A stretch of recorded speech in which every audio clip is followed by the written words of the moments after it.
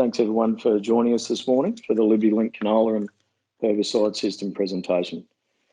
I've got it split up into some sections where we're going to cover the Liberty herbicide, then and now what's changed over the 20 years that Bayer first started doing trials in Australia, and now we've got it on the market. Just going to touch on the label, and then we're going to delve into getting the best out of Liberty, which we've been putting a lot of work into. And we're also going to go through some recent experiences and learning over the last 3 years, some trials, and importantly, just this season, getting it out with yourselves, having a look at it in some grower demos and trials. There'll also be a stewardship process that we will have to complete at another time, and I'll just summarise that and just show some resources that will help with that information flow. So just to start, a little bit of a history lesson, make you feel a little warm inside. The compound that glufosinate ammonia, so GA is based on, was based on a naturally occurring compound that a couple of researchers came across in the 60s when they were looking for antibiotics. So Herbst in 76 were able to work out a way to make this compound, glufosinate ammonia, and they patented that process. And then it was from that step that we have this first herbicide in this Group 10 or Group N mode of action, first and only herbicide that it is today. So Liberty in a nutshell, it's the formulation is a 200 gram per litre glufosinate ammonia, Group N or 10 mode of action, which is unique. It's a good formulation, being a SL. In our trial work and paddock demos, we have done a number of mixes, standard mixes, nothing too mad, but seems to be a good formulation from a compatibility point of view. The first year, next year, that we will be in the market, 20 litre pack sizes, and we hope to roll that out to larger volume pack sizes after that. There's only the one registration on this LibertyLink label, which is for LibertyLink canola. And there's a good list of weeds, 28 weeds registered there, including annual ryegrass, which we see as a main use pattern for this herbicide. Withholding periods, harvest, not required when used as directed, as it's got a growth stage limitation on that. Grazing for non-dairy has 10 weeks, but a restriction on dairy stock. Do not graze or cut for stock food for grazing dairy. It also has a 14-day plant back on the label, as does BASF, to cereals, pulses and canola.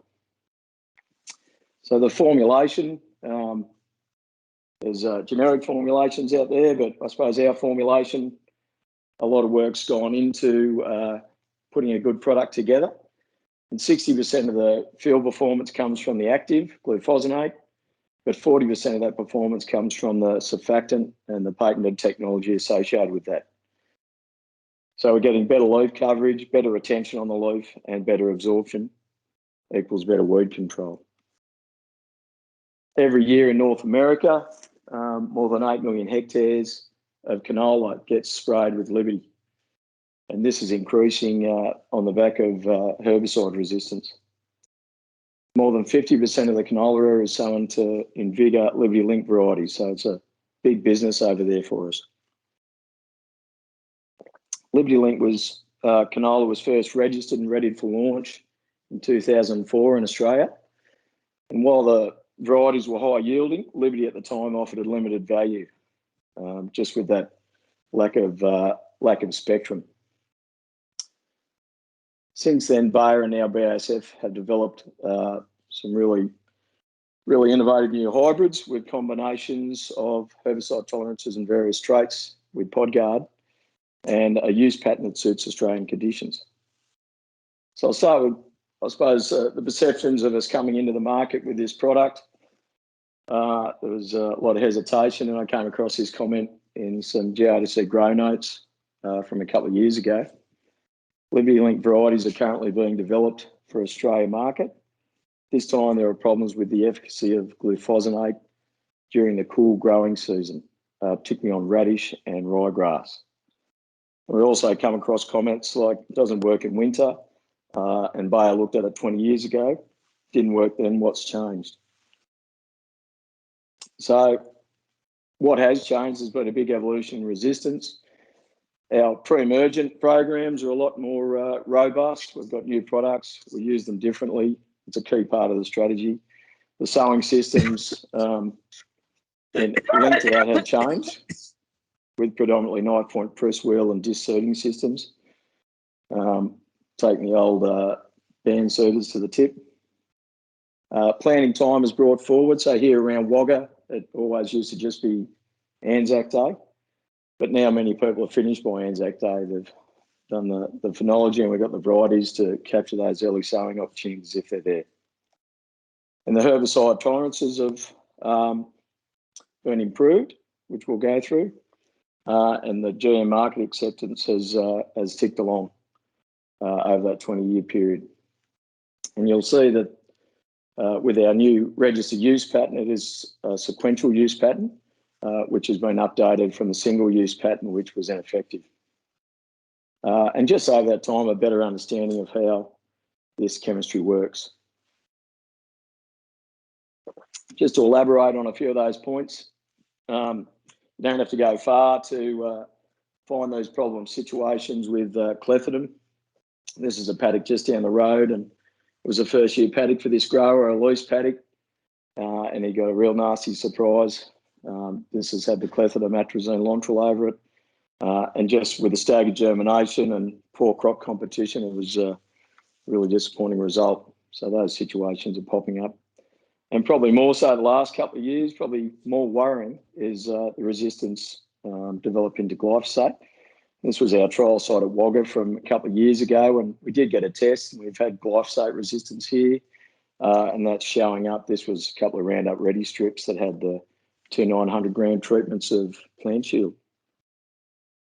So the varieties have changed, and this was an old graph I came across from 2003, and that's showing a couple of experimental Liberty hybrids and Vigor 40, which was the first Liberty hybrid that they worked with, against the industry standard at that time, which was Rainbow. So yielding up to 30% higher, good yield bump there, but the Liberty only herbicide tolerance was limited, and you had all those difficulties associated around GM technology that has changed considerably.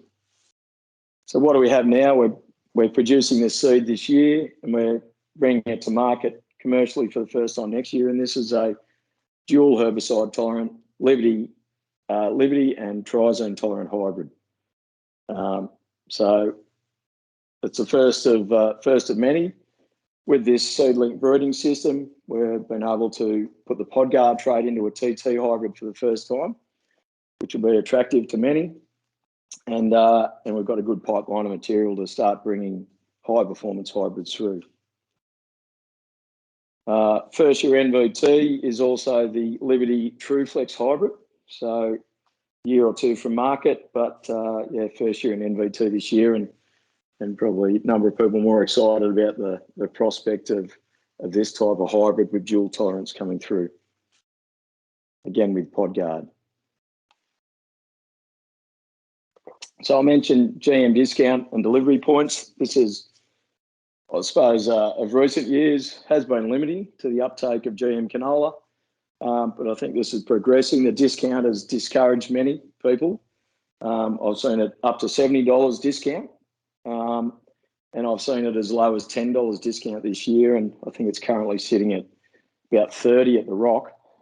So it'd be nice to see that continuing to narrow.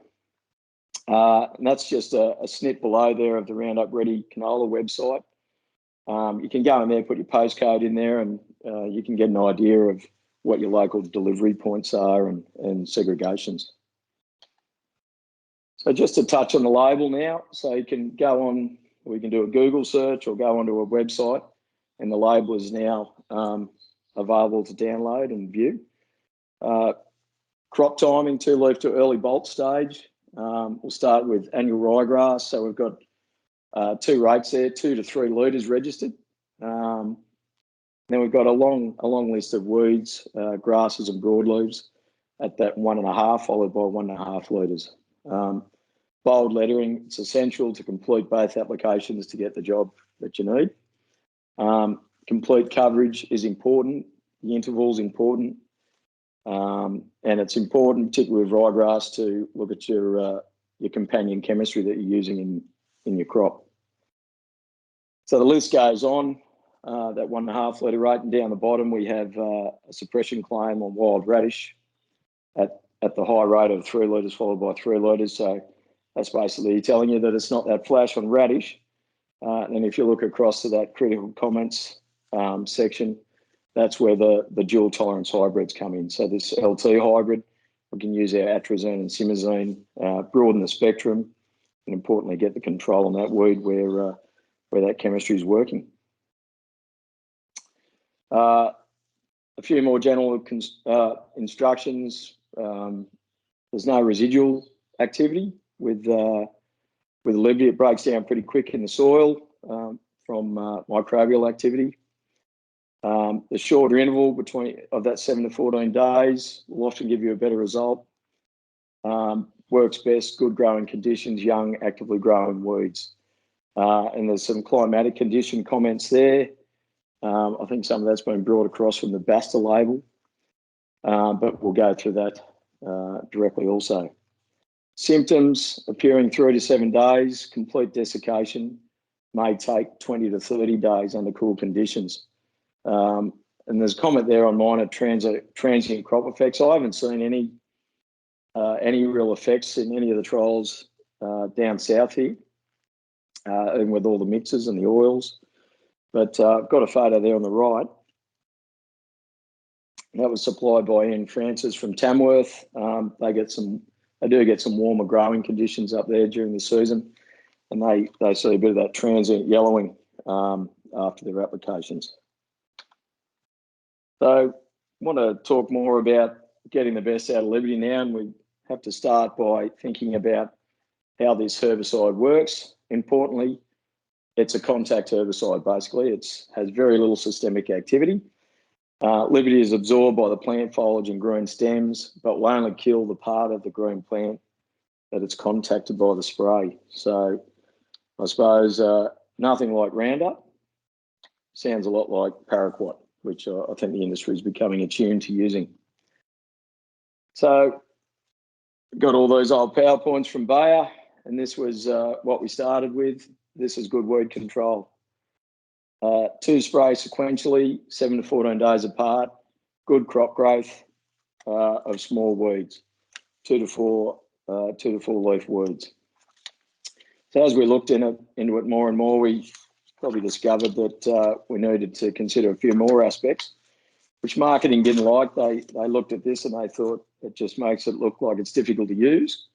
And it's tricky. It's not an easy herbicide. There's a lot of things to get right. It's easy to certainly get right in a small plot trial, somewhat harder when it gets into the hand of a grower in a paddock situation. So you need a good reason to use this chemistry, and that's resistance. That's our glyphosate and clethodim resistant ryegrass that we're coming up against. And I suppose we see that much of the hybrids that we're producing and selling into the market, although they'll have Liberty tolerance, it is also associated with a breeding system. So we could see much of these hybrids just being grown for their performance. So I'm just going to expand over the next few slides on those messages. And those messages will be included in the resources that we'll point out at the end of the presentation. Application rates, so 2 to 3 litres for ryegrass is the label, 1.5 for all the other ones except for radish, suppression only at that 3 litres. It's essential to complete both applications. A shorter interval between those applications, 7 to 14 days, will often result in better weed control.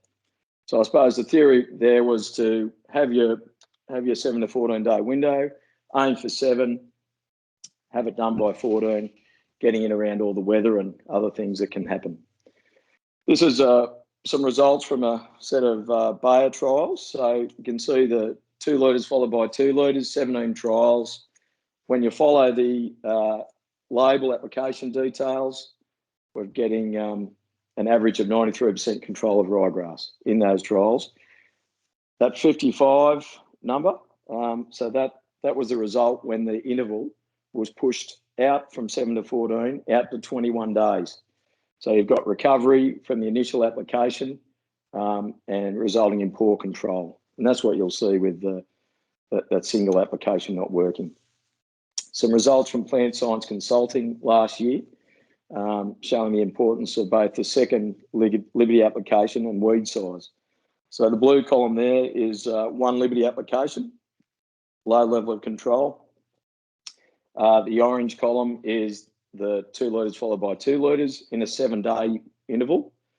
You can see it having close to 90% control with the double application, the 2 to 4 leaf, and the control dropping off unacceptably in the 2 to 4 tiller growth stages.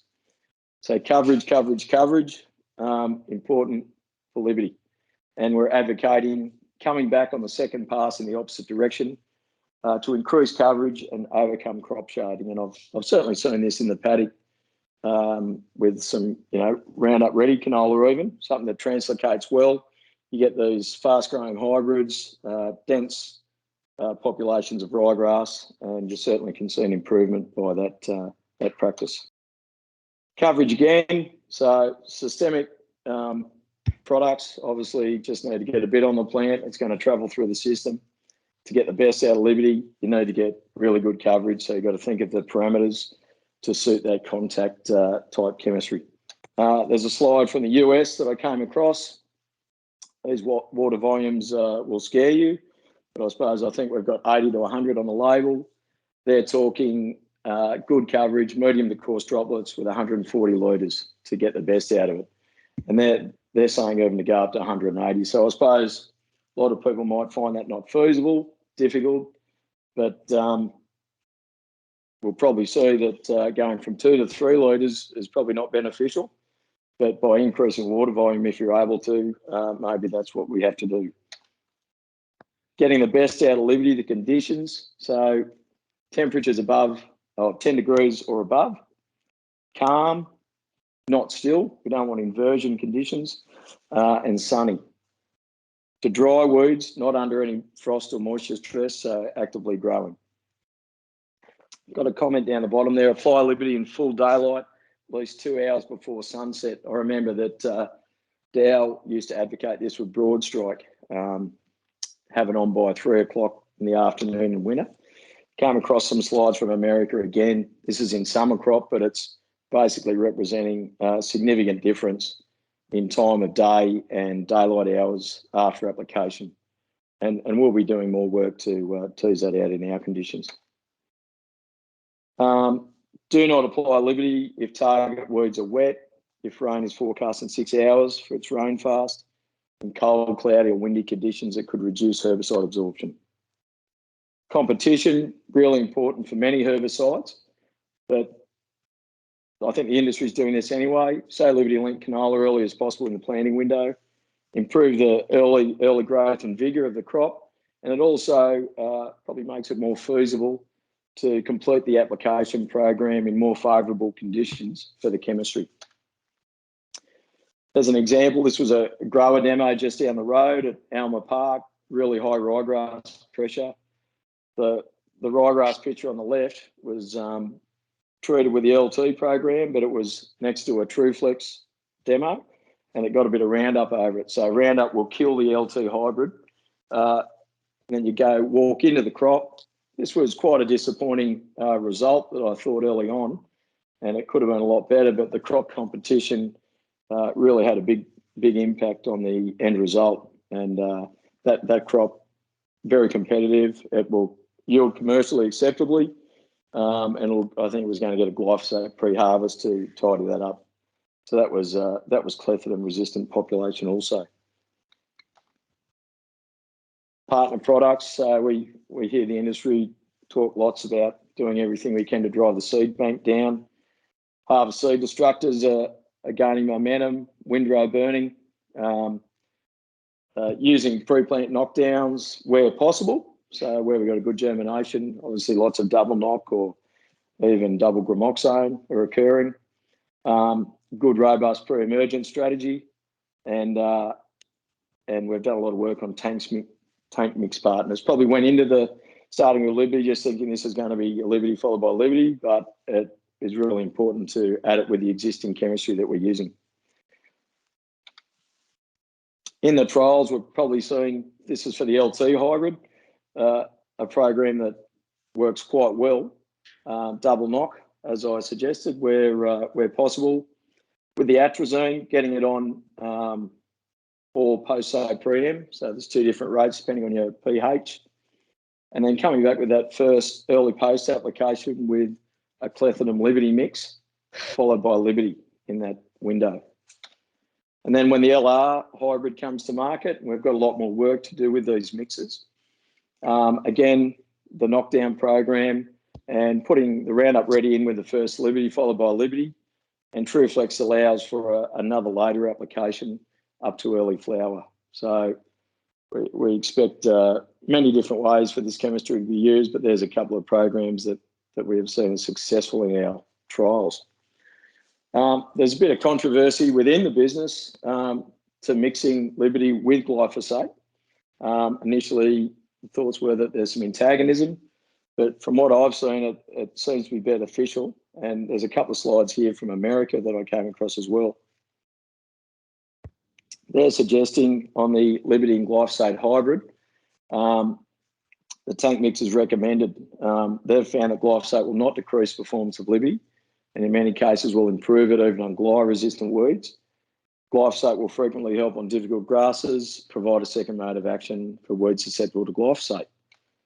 And there's a couple of images from the US as well. So they're advocating that mix. Adjuvants, we've still got a bit of work to do on this.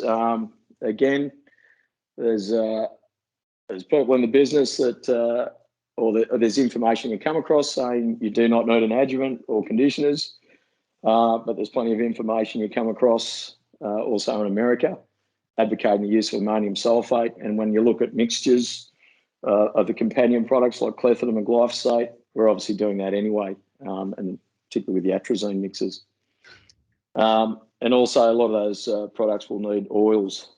So Liberty by itself does not need the oil, but probably for the to be considered for the companion herbicide. So just to go over some recent experiences that we've had, this was my first look at Liberty back in 2019 at Mangapla. Funnily enough, it ended up on the place that the original trials were being conducted by Mike Rauch years ago from Bayer. So he's got a good ryegrass population. But this was 2 weeks after 2 litres of Liberty. Really good symptoms showing up. Unfortunately, there was a miscommunication, and the second spray didn't go out for a month. So I'm going out looking at it, and it's starting to grow out of it. And then we figured out what happened. So, but that was my first look at it. And there's a picture of a rhodium. It didn't control the rhodium in that situation. There's some shots from our trial site at Wagga last year, or demo site. This population had a level of glyphosate resistance, which is showing up on the right-hand side, that healthy ryegrass in the back. Clethodim program's doing a really good job, few survivors, but commercially acceptable. At that same site, we had the LT program, so atrazine, Cletho, Liberty, followed by Liberty. And then the LR probably seemed to be the strongest, the Clethodim Liberty mix, followed by Liberty in that situation. Some results we had from Plant Science Consulting last season, which were encouraging. We've got a population here that's weak dim and intermediate glyphosate resistance. Top row was treated at 2-leaf stage ryegrass, bottom row 4-leaf. Just want to draw your attention to the performance of the plant shield and the select on the left, and then look at the right-hand side where we're putting the Liberty program on top of those herbicides, improving the level of control. Key findings, all treatments where Liberty was used twice in quick succession, 7 days in this case, provided 70 to 100% control of both susceptible and multiple resistant ryegrass. Importantly, provided they were treated pre-tillering. Glyphosate plus Liberty, followed by Liberty, was the most effective mixture on multi-tiller resistant ryegrass. Liberty as a standalone, one application was ineffective, regardless of biotype or growth stage. So we've had a couple of years to look at it, and this year we've rolled it out further, and we've got it in the hands of people in the industries, the agronomists and the growers yourselves, to have a look at it in your own situation.